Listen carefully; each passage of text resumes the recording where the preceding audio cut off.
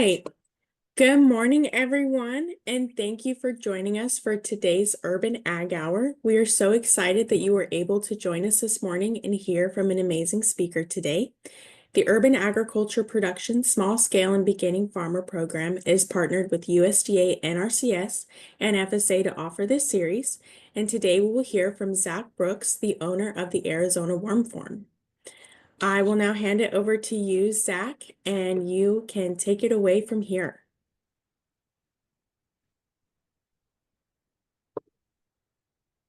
Awesome. Good morning. I am really happy to be here to talk about worms.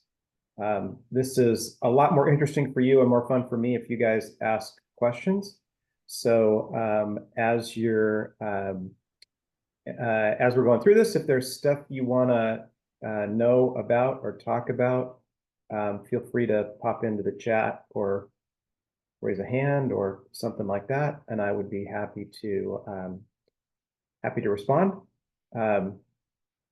Okay, I'm going to put up a quick presentation. What I'd like to do is to spend about, I don't know, 15 or 20 minutes going through this, and then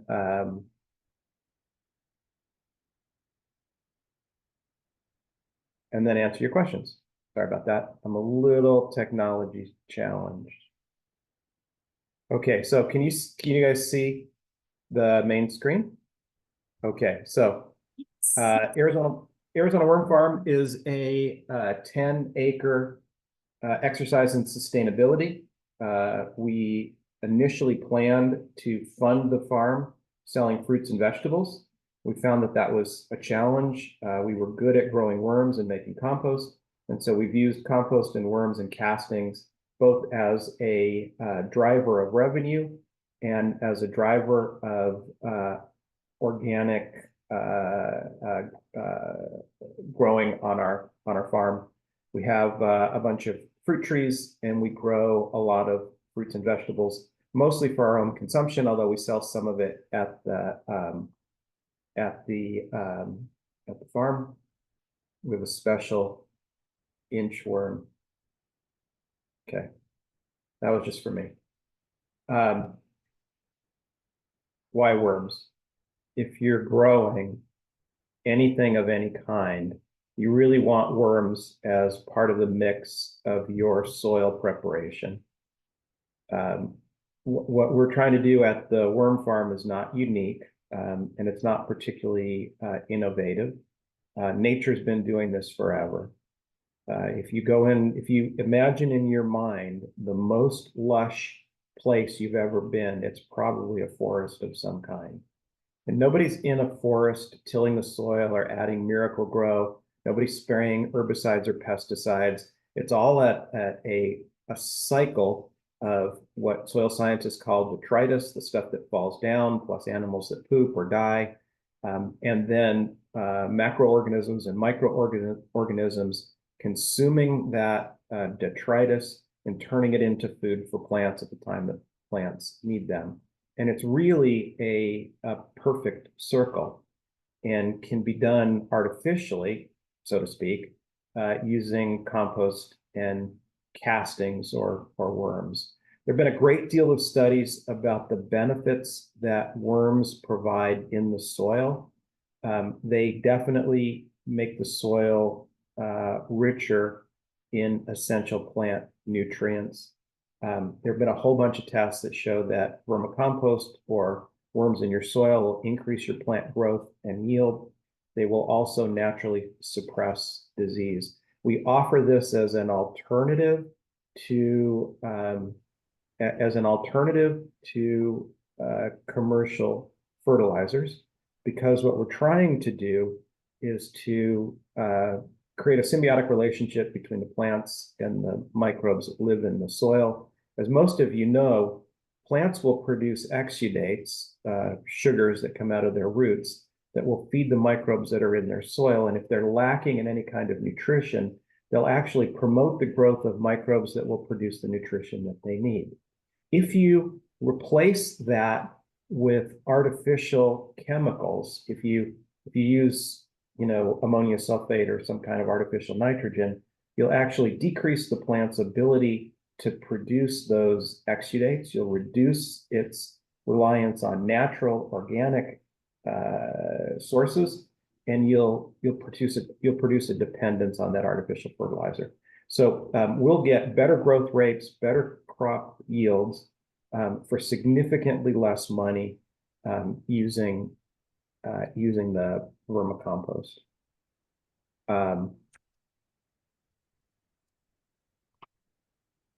See if I can advance this. Yeah.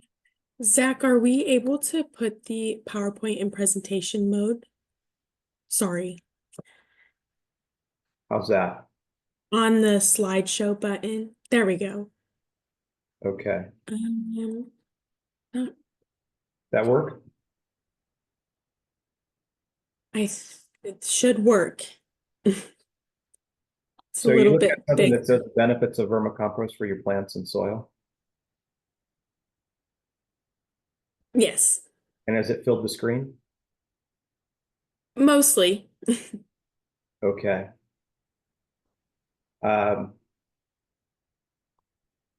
So this is the Reader's Digest version of why you want vermicompost in your plants or your soil. They speed nutrient delivery.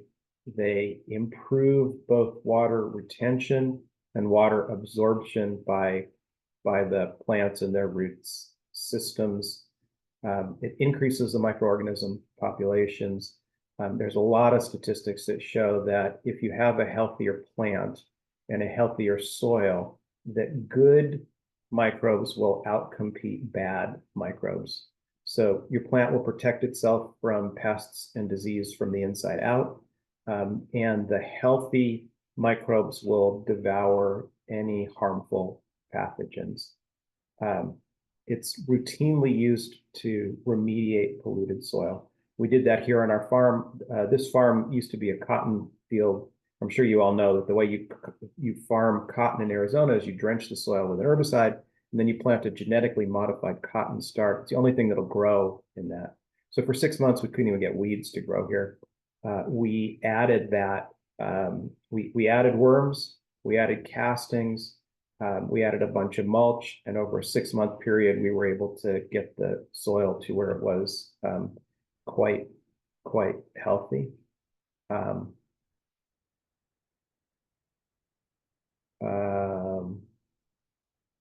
Okay.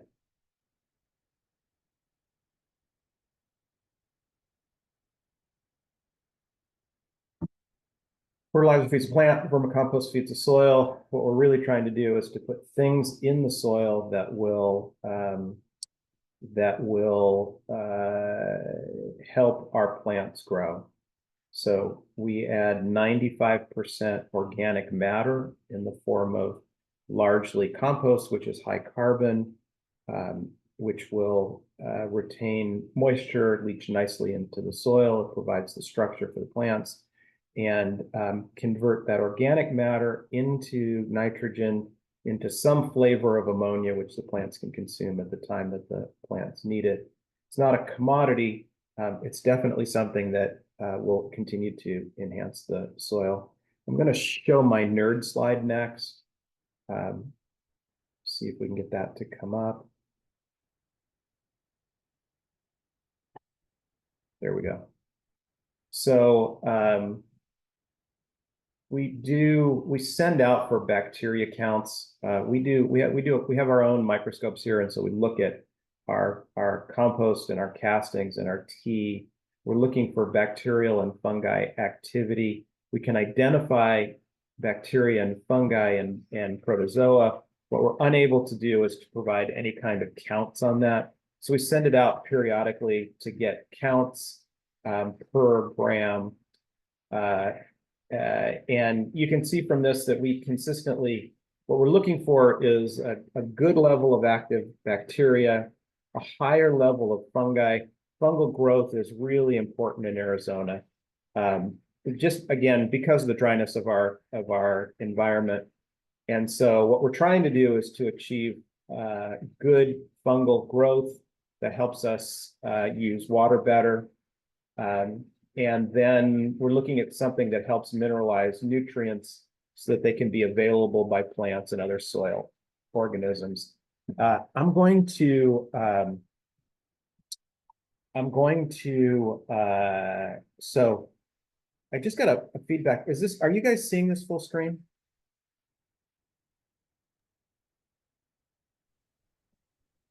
It's mostly full screen, but I think it's on a different like viewing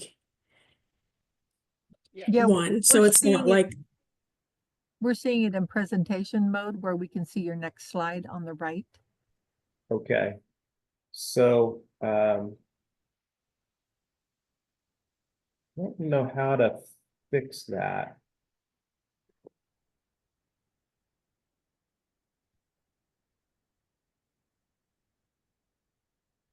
maybe do you have like two monitors, Zach? I do. Okay, I think you're on like the other monitor maybe rather than like the PowerPoint, if that makes sense. It does. Okay, so let me see if I can try this one more time. Okay. Perfect. Go to slideshow on the top. Perfect. Okay, I'm a worm guy. I'm not a computer guy. That is a-okay. Okay. So now we can all see the whole screen? Yes. Yes. Awesome. Okay. If you guys haven't already, there's a concept of the soil food web. Dr. Elaine Hirsch publishes regularly on this. One of the things that here's the message. Beginning farmers, when they are challenged by something not performing the way that it typically performs, will call and ask for experts. And hopefully I'm not contradicting what you're hearing from the experts that are putting on this presentation, because I'm sure they're flawless. But one of the things that people will hear is you should go get a soil test. And the soil test will come back and tell you that you are above or below certain specific nutrients. And if you go to a really good place, they'll even suggest how to balance those nutrients. For example, our soil here, when we first had it tested, was short in boron. And so the experts told us how much boron we should add to be able to be able to bring it up to where it was, according to the tests, the right balance. What we found was that we couldn't by ourselves create that balance and get it into sync where it was doing what we wanted it to do. Lots of minerals show up as deficiencies when you, even though you have plenty of it, when it's simply an abundance or a shortage of another type of mineral. Boron deficiency can come out looking in the plant's level like a magnesium problem. Excess magnesium can prevent uptake in nitrogen. What Dr. Ingham and the Soil Food Web will tell you is artificially managing that is dumb, unless you're Glaxo, unless you're a giant agricultural company with PhD soil scientists and the equipment to automatically balance all that stuff perfectly, which even they don't try anymore on a small scale. You're much better off letting nature balance itself. And what we find here on the farm is that where we have microbially active soil, we get a better balance of pH, we get better uptake of nutrients, and we have no issues with micronutrients not being available. So let me just say that again. In my experience here on the farm, on the worm farm, if I have lots of microbes in the soil, which I get from worms, worm castings, and teas, then I don't worry about any of the other soil results, and I'm able to grow things effectively. My favorite example is blueberries and strawberries. require a pH level that we can't achieve here. They like 5.5, 5.8, something in that neighborhood.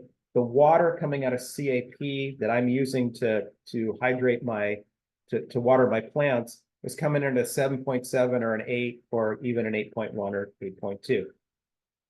Soil scientists will tell you you can't possibly grow strawberries, but I would invite you to come out here and taste some of the strawberries that I grow.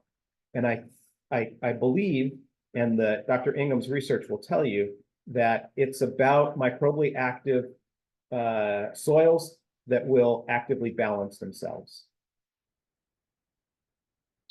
In Arizona, we recommend in-garden vermicomposting. That's not true in all locations. In places like Florida, where the humidity is extremely high, in-ground composting presents a different set of challenges. In Wisconsin, where the soil will freeze hard over the winter, in-garden vermicomposting presents some problems. But if you are gardening on a small scale, and by small scale, I mean an acre or less, you should absolutely put worms directly into your garden. There's a lot of processes on how you do it, but that picture on the upper left, that's just an in-garden vermicompost bin where you can add greens and browns on a weekly basis, feed your worms, and your worms will feed your garden. If you have a larger facility, we recommend worm wedges, or actually a commercial process that will allow you to have worm castings and worm teas that can inoculate larger areas with microbes. And if you're a farm that's large enough to need it, we have lots of areas where you can wander around, and we'll show you how we do these commercial scale wedges. You can do it on a scale from 6 feet to 6,000 feet. The process works exactly the same. So it's possible to do larger than that in-ground bucket that you see on the upper left, but small enough that it can work for a farm anywhere from a half an acre to many, many acres. The other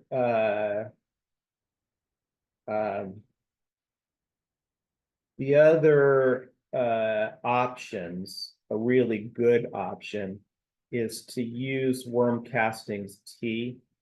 Again, remember that our goal is not necessarily to have worms in our garden, although they do a lot of things beyond just make the garden microbially active. But a really important part is to get microbially active soil. Microbes sprayed onto your seed prior to seeding will increase your germination rates and speed that germination. Tea sprayed at 3 or 4 or 5 different intervals, and anytime you have significant issues in your garden, will typically solve those problems organically with far less expense and far faster than artificial or chemical type operations. What you're looking at here is 3 different types of tea options depending on the size of your farm. Again, on the far left, that's our spray rig. So we'll actually come out and spray your garden for you if that's something that you want to do on a one-time basis, or if you have a small setting. The middle one is a 50-gallon home brewer. And again, we can teach you how to do this, but if you're growing your own castings and making your own compost, which you should, then you have the inputs to brew your own tea. That's something you can do right on your farm. You can do it every week or every month or however frequently you find the need to do that. Again, we do it here seasonally and then to address any specific problem. So if we put in a crop of broccoli and the leaves are coming out yellow and they're not performing the way we want to, we'll hit that with tea, and within a day or two we find that mitigates all those issues. On the far right side is a commercial size brewer that's available for purchase. that garbage can brewer, you can do that whole setup for $150 or $200, including everything that you need. That the one on the far right, that's designed to do 100 gallons of tea. If you're doing 100 gallons of tea on a regular basis, that's something I suggest you invest in, and you're probably looking at $500 or $600, maybe just slightly more.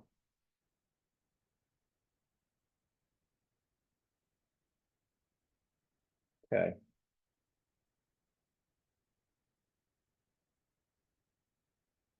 Okay, so I talked for 20 minutes. Let me pause here and see what you guys are interested in. I could make up some random crap, but I'd much rather answer any questions that you have.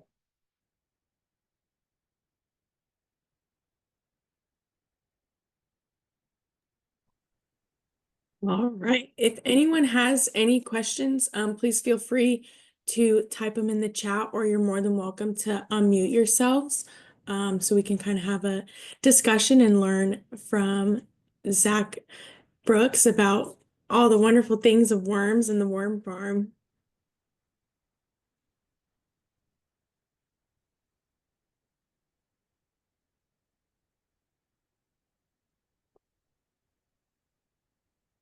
So one question we have in the chat is, what do you feed worms and what should you avoid feeding worms?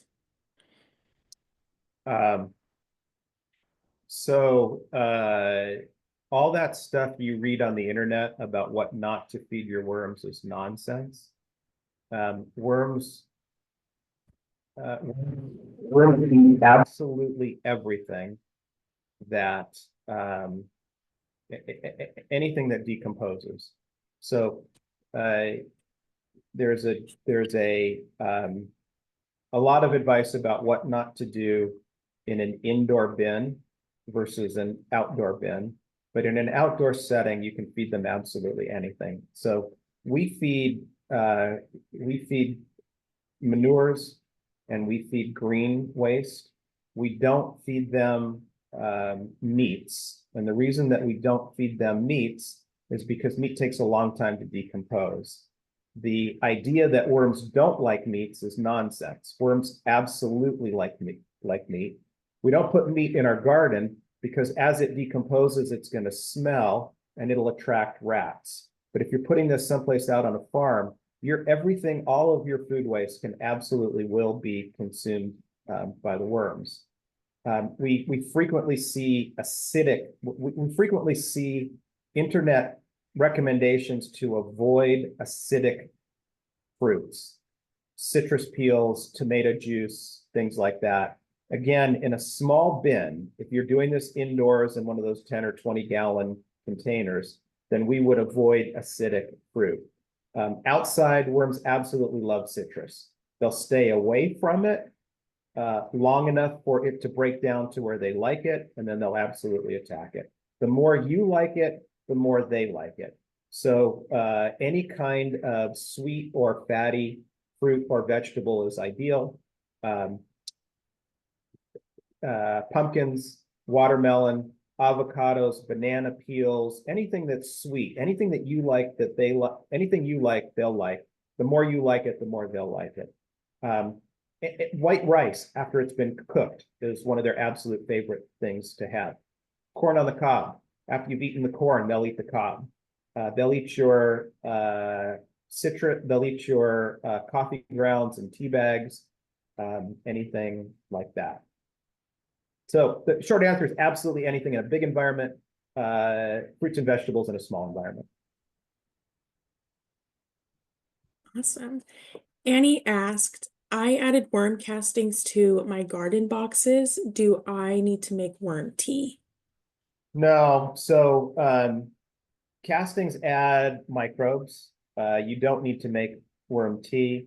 In your garden boxes, so depending on the size of those garden boxes, we absolutely recommend that you think about a in-ground, actually putting worms into the garden. The worms will continuously consume the organic matter and will continually poop out the microbes that will add this better.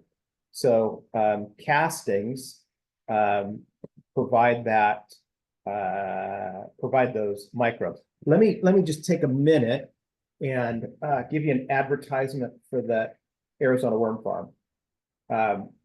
Castings are sold in lots of places. You can get them here where they are fresh and where they are really loaded with bacteria and fungi and protozoa and nematodes. Those microbes are living, breathing organisms. If you seal them in a plastic bag and stick it on the shelf in a big box store for a couple of months, you're going to find that the NPK, which is relatively modest, but the amount of nitrogen that's in the castings will stay, but the level of microbial activity will drop dramatically.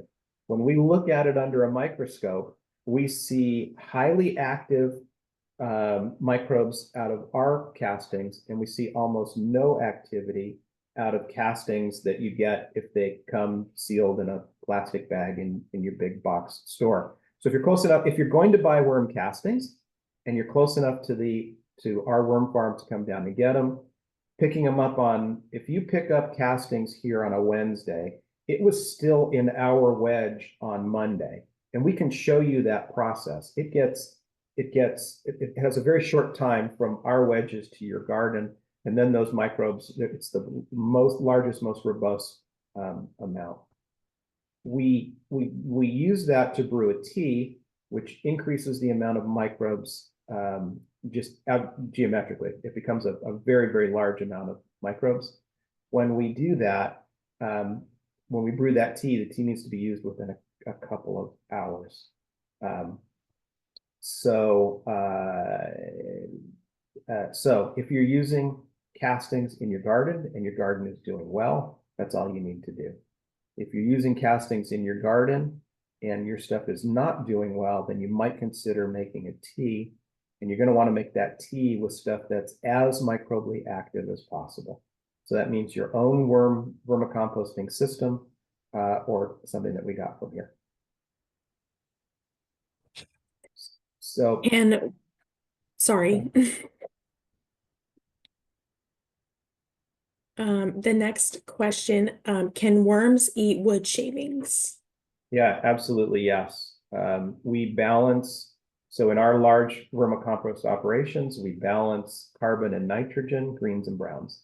Greens are anything that you ate, anything that came out of a tree, anything that was growing, literally almost anything that was green, or any fruit or vegetable peel. We match that with browns. Browns are anything that was a tree. We use mulch. You can absolutely use wood shavings. We use leaves and shredded cardboard and shredded paper. Wood shavings can absolutely be part of that carbon addition. We try and match it roughly 50-50 because that's just the easiest to pull off the right balance in your soil. The one caution on wood shavings, depending on how small they are, they can create pockets where it's difficult to get air. So we like chunky wood pieces that are a 1/2 inch to 3/4 inch in our vermicomposting operations. That allows a lot of nice aeration. So if you're using just wood shavings as your carbon source, you're going to need to fluff that periodically so that it doesn't get too bogged down. And remember, worms don't have teeth, so they won't consume any of that carbon until it breaks down enough for them to be able to consume it.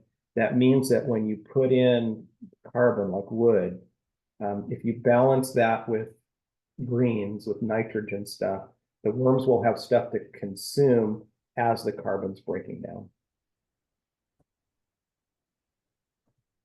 Do you cover with some soil after adding large amounts of food waste? Yeah, so I never add large amounts of food waste. I always try and balance carbon and nitrogen.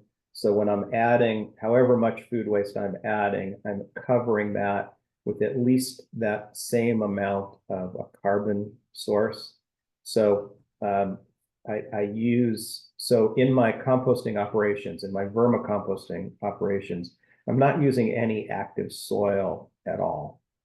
I'm using greens, which is food waste, and then I'm using browns, which is something that was a tree. And by covering the greens with browns, I do three really nice things. I create a smell filter so that as it composts, it doesn't smell at all. I create a barrier for insects, other what we call co-composters, but people can call pests, things like crickets and roaches and rats. If you cover your greens with browns with a good thick layer, then you'll prevent those. And then the soil scientist view is we want to balance carbon and nitrogen. So we want to start with a roughly 30-to-1 carbon to nitrogen balance, which you'll get if you just put in 50-50.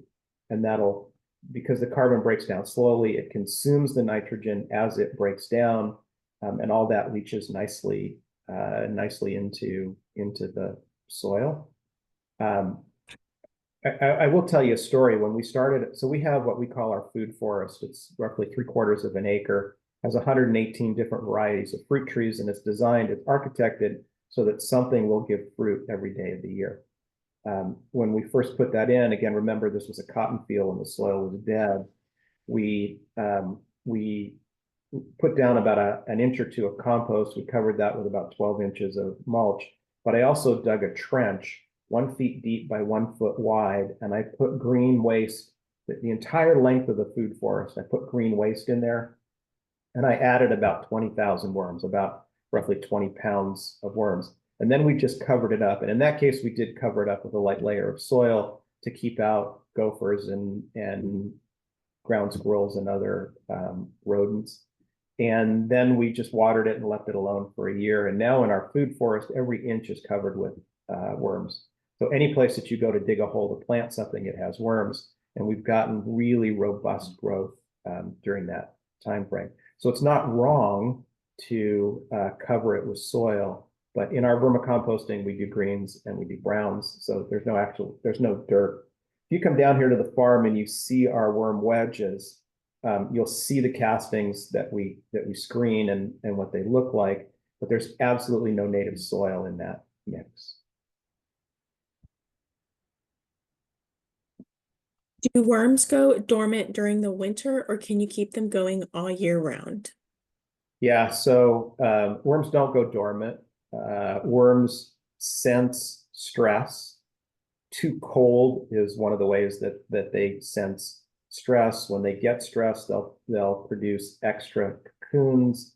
The cocoons do stay dormant and will not hatch until the conditions are right. So if you live in a part of Arizona where the soil really freezes hard, there's a 95% chance that the worm population that you put in there will produce cocoons, and when the conditions are right, those cocoons will hatch and you'll have lots of baby worms. Having said that, there's very few places in Arizona where the ground actually freezes hard enough to where the worms can't find a happy place. Composting worms, epigesic worms, there's only 4 or 5 different varieties. They operate in the top 4 to 6 inches of the soil, but they're capable of moving down a little bit further below that. They will find a happy place in the soil. Here in Phoenix, even if we so we're at the base of South Mountain here. It's a little bit cooler here than it is in the rest of the valley. But even here, if we get 27, 28, 29 degree ambient temperature overnight, our soil temperatures are still in the 40s. And so that's fine for the worms. If you live in a very cold area, I'm happy to have you come down here and we'll show you what to do. If you make a large compost mound over the area where you have your vermicomposting operations, and by that I mean 8 or 10. So in the fall, before you have your first hard freeze, if you layer 10 or 12 inches of food waste, 10 or 12 inches of carbon, any kind of brown over that, that'll help warm the soil more, and your worms are likely to thrive. You'll come back in March or April when it warms up, when your soil warms up a little bit, and you'll have tens of thousands of worms in that setting.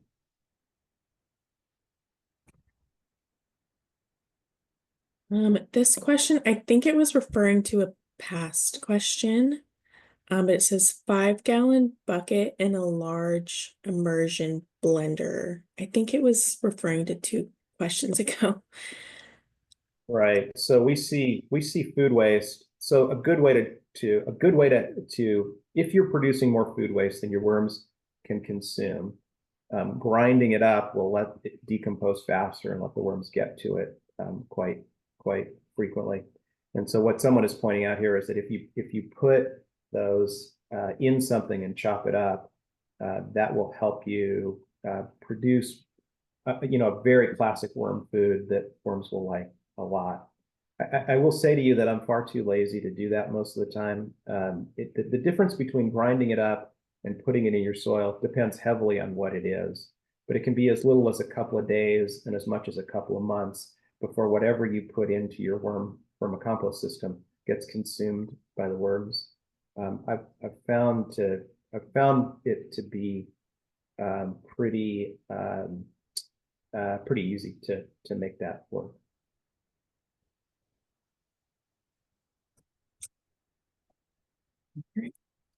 What should I do if I see white fungus in my worm bins? So in an indoor bin, so outdoors we do nothing. The worms don't mind the fungus, and outdoors we do nothing. Outdoors, the extra fungal growth gets consumed by the worms, or it's generally a good thing to have. A tremendous amount of white fungi in a garden bed can be problematic because they'll outcompete the other stuff. In my worm bin, if stuff is rotting, I add dry browns. It's probably an indication that you've added too much food waste, and or your bin is too wet. So we have if you email us here at the farm, we'll send you out a troubleshooting guide to worm bins. But I'll tell you that 99% of worm bin problems can be solved by one of two things. Either there's not enough water, because here in Arizona, bins that dry out are the predominant problem that folks have in their home worm bin. The other solution almost always is to balance it. And by balancing it, we mean add dried browns. So it's like when you're feeling nauseous and you eat saltine crackers. It's something easy for the worms to consume. It's not acidic or basic. So we add browns. If your bin is too wet and you're seeing a lot of mold, we would add dried browns. If your bin is too dry and it's not thriving the way you want it to, we would add wet. Browns. So we soak the browns in water overnight and then add them soaked to the bins. But it's not something particularly to worry about, but it's definitely something that you can do something about by adding a little bit less food and adding a little bit more browns. What is the best way to maintain the moisture level of your worm bins? Yeah, so Or this is an indoor-outdoor question also. There are two different answers, whether it's indoors or outdoors. Outdoors, if your plants are happy, your worms are happy. So if you're growing things, if you have enough water for stuff to be growing regularly in the bins, and if you're doing a knuckle test in your fields or your gardens, and by that I mean put your finger into the soil up to the second or third knuckle. If your tip comes out and it's still wet, then the worms are going to be fine. If it's dry, then you need to add water. So if you're watering the correct amount for your garden, then your worms are going to do fine. In an indoor bin, you need to regulate that. And the perfect amount of that is the squeeze test. It's to grab a handful of your bed, of the material in your bin, and squeeze it. It should hold together but not drip water. If you squeeze it and it's dripping water, that's a little bit too much. If you squeeze it and it won't hold together, if it doesn't feel damp, then that's not enough, and you're going to want to add water. We like the 17-gallon totes for indoor worm bins. They're the easiest to manage. They're big enough so that if you put something silly in there, the worms can stay away from it until it decomposes properly. They're small enough that they'll fit nicely into a laundry room or under a sink or in your garage somewhere. In those, we're probably adding between 1 and 3 gallons of water a week. Worms like it to be on the damp side. If you live in some place where the water is heavily chlorinated, the Phoenix area is a really good example of that. That chlorine is, the worms don't love that chlorine. So what I suggest people do is to leave it in an open container overnight. The chlorine will off gas overnight, and then you can use that water to add to your bin. Again, for me, the absolute easiest thing to do, the brown that I have in my house in Central Phoenix is Amazon boxes. I get 6 or 8 of those, seems like every single day. If you'll just slice those Amazon boxes up into 1, 2, 3, 4-inch strips, whatever's easiest for you, soak them in a 5-gallon bucket of water overnight. The next day, while you're sitting there watching TV, they'll just tear up really, really easy. It's easier than running it through a shredder. I then add that to the worm bin. That adds nice browns and water and will help balance the moisture. Should I ever mix, and I might pronounce it wrong, Coir potting mix with worm castings? I'm sorry, ask me one more time. Should I ever mix Coir potting mix with worm castings? I could be mispronouncing that. It's COIR. Yeah, so Coco Coir. We so in an indoor worm bin, Coco Coir is a really nice brown. It's has a low pH, breaks down very slowly. The worms like to use it. You can absolutely add that. We don't, in our indoor bins, we don't add any native soil at all, and we don't add any chemicals at all. So there's no need to add lots of things in classic potting soil add cost without adding value to our worm bins. So in general, we avoid that. We add, if you need to buy something to add to your bin, we would recommend you buy compost and just put pure compost in there. Most compost that you buy in big box stores is going to be on the woody side. And so you can actually just add compost and not anything else, or you can add your food waste and cover that with compost. If you put potting soil in your worm bin, it's not harmful. Most of them, again, we're not big fans of anything that adds artificial fertilizers. So if it's coming with stuff like ammonia sulfate or some of the inorganic Miracle-Gro stuff that is out there, some of that can be harmful to the microbes. We avoid limes or anything that's antimicrobial, which you'll find in some of those mixes. But in general, in organic potting soil, it won't do any harm. It's just there's generally stuff in there. Perlite is an example. It never breaks down. The worms can't consume it. It'll end up in your, as you use your castings, it'll end up in your garden, and that's not harmful, but it's not helpful to the process. Awesome. Does anybody have any more questions?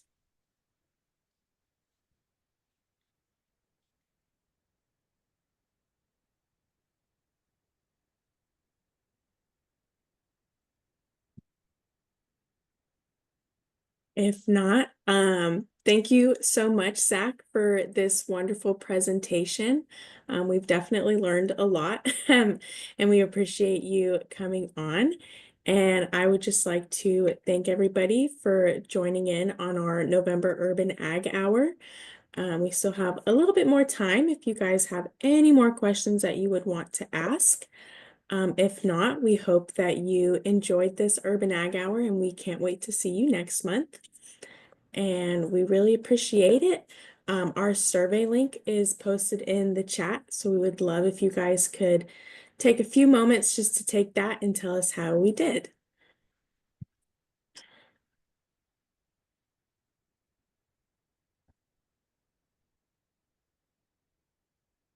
But if there are no more questions, that concludes our Urban Ag Hour. Again, we would just like to thank Zach for coming on and giving us this wonderful presentation. And we hope that you all have a wonderful rest of your day. And we hope to see you next month for our Urban Ag Hour. All right. Thank you, Zach. Thanks. Have a wonderful day.